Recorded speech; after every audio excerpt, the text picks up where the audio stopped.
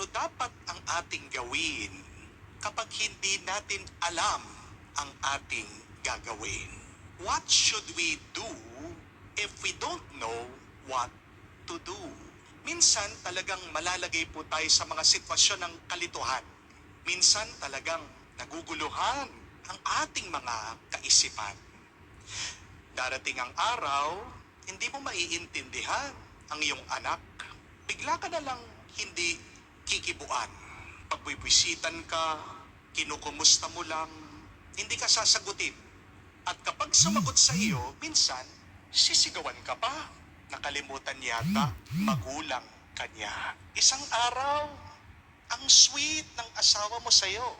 Susunod na araw, mabibigla ka, malamig na ang trato niya sa iyo. Minsan, magigising ka na lang, masakit ang iyong katawan.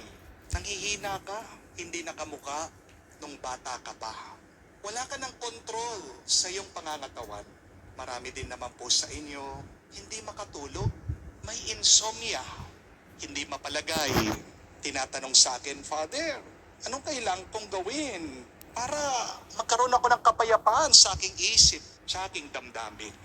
Meron din po tayo mga kapatid na naloko, na scam.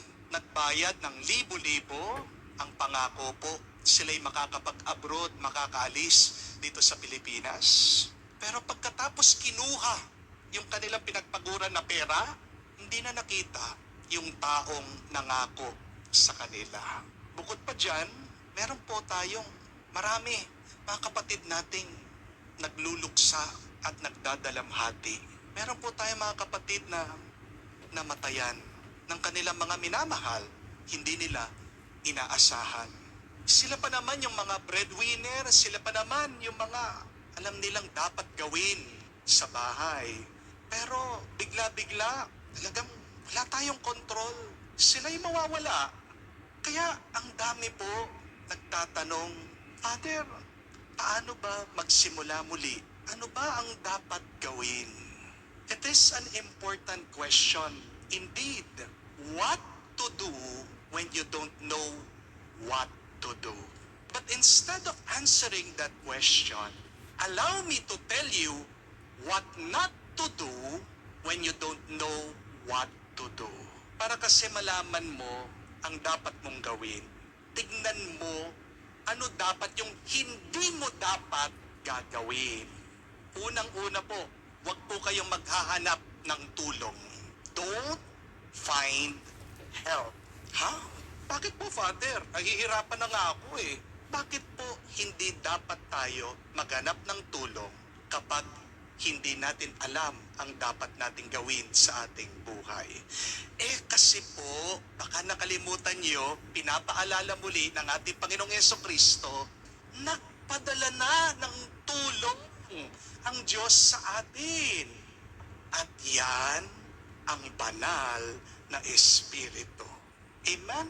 Yan ang mabuting balita. Sabi niya, kung hindi nyo maunawaan, kung hindi nyo maintindihan ngayon, ipapadala ko ang Espiritu ng katotohanan para sa tamang panahon, siyang magpapaliwanag, siyang magpapakita sa inyo, siyang magsasabi sa inyo, siyang maggagabay sa inyo doon sa buong katotohanan. Mga kapatid, imbis na maghanap kayo ng tulong, humingi ka ng tulong sa Diyos. Amen? Yung paghanap mo ng tulong sa ibang tao, isang tanda yan na mahina ang iyong paniniwala, ang iyong pananampalataya sa Diyos. Ang problema ng napakarami sa atin, hanap na tayo ng hanap ng tulong sa iba. Nakalimutan natin na magpatulong sa Diyos. And God, through His Holy Spirit, is always ready to help us. Amen? Please, my dear friends, before you look elsewhere for help, ask God for help. Because our help comes from the Lord. Because the Lord is the maker of heaven and earth. Isipin niyo po yan. Siyang may gawa ng lahat. Kumpara mo yung problema mo dun sa gumawa, naglalang sa lahat. Maliit lang yan. Kayang-kaya niya yan. Amen? And if we live in the Holy Spirit, with the Holy Spirit, through His Holy Spirit, what will we experience? We will receive the gifts of the Holy Spirit. You will see the fruits of the Holy Spirit will grow and bloom in your life. Mga kapatid, labanan po natin ang tukso ng pag-aalala. Labanan nyo kapag nawawalan na kayo ng pag-asa. Bago ka maging negatibo, humiling ka, magdasal ka sa Diyos. Amen? Because it is Jesus who told us, ask and you shall receive. Humingi at makakatanggap ka. Ask also means magtanong. Magtanong, darating sa iyo ang sagot sa pamamagitan ng Banal na Espiritu. Minsan kasi, kung sino-sino ang ating mga tinatawagan, pinagtatanungan, humihingi tayo ng payo, wala namang pumasama dito. Kahit naman po ako, ang dami kong natatanggap na messages sa Facebook, sa YouTube. Pero ang tanong, humingi ka na ba ng tulong, ng gabay sa Banal na Espiritu? Tandaan niyo po, minsan ang ibang tao, ang galing magbigay ng payo sa ibang tao. Amen?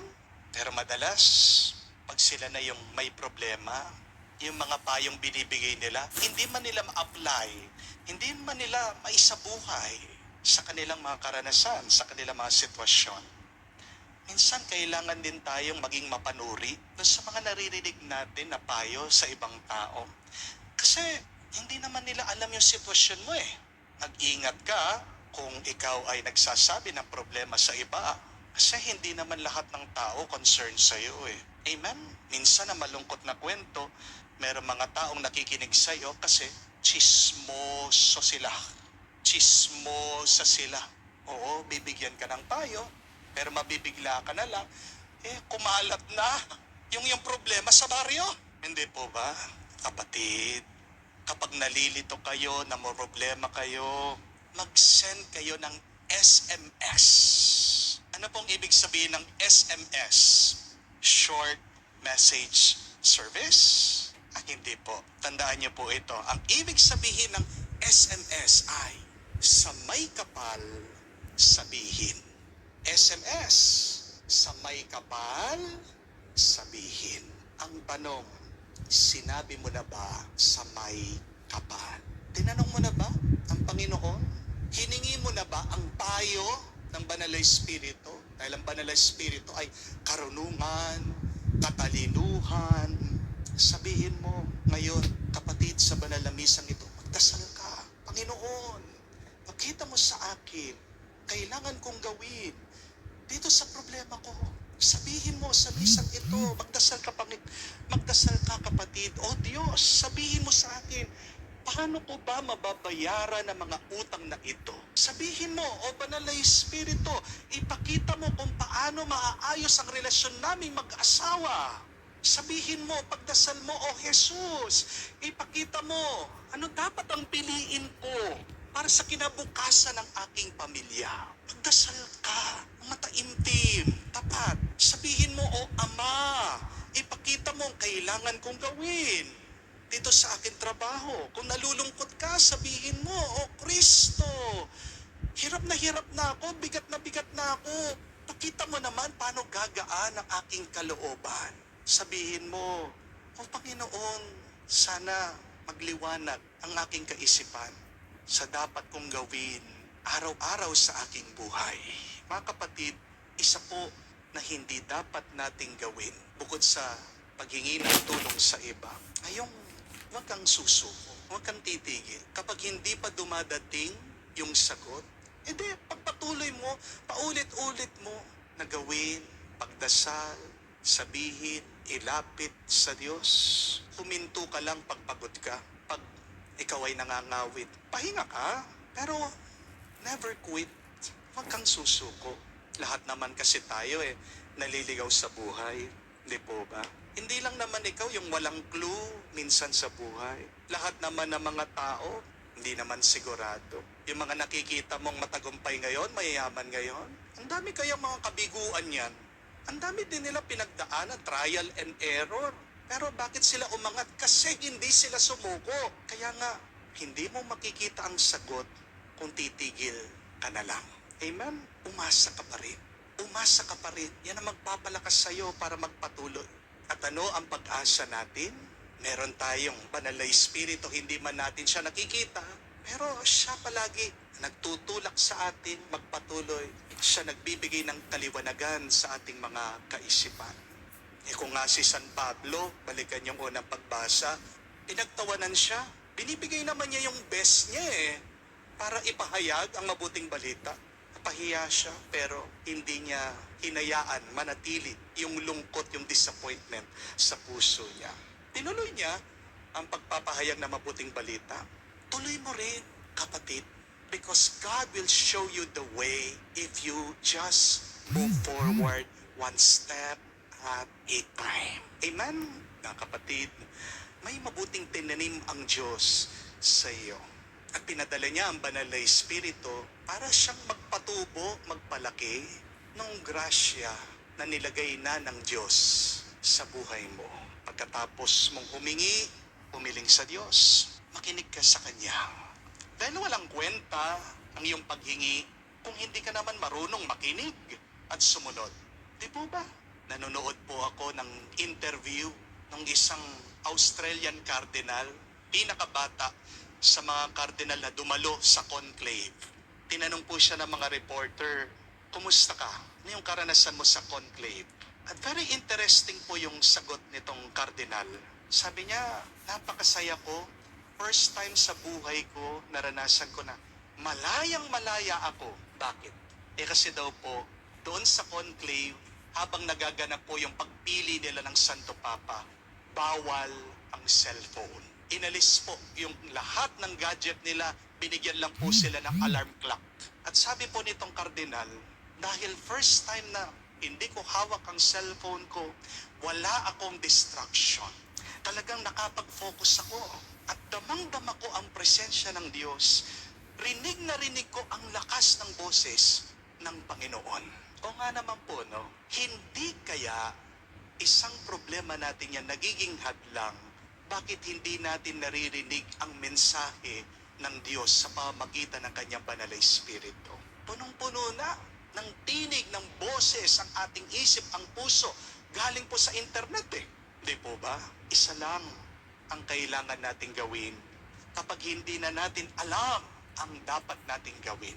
Ito ay ang magdasal. Amen? Pray.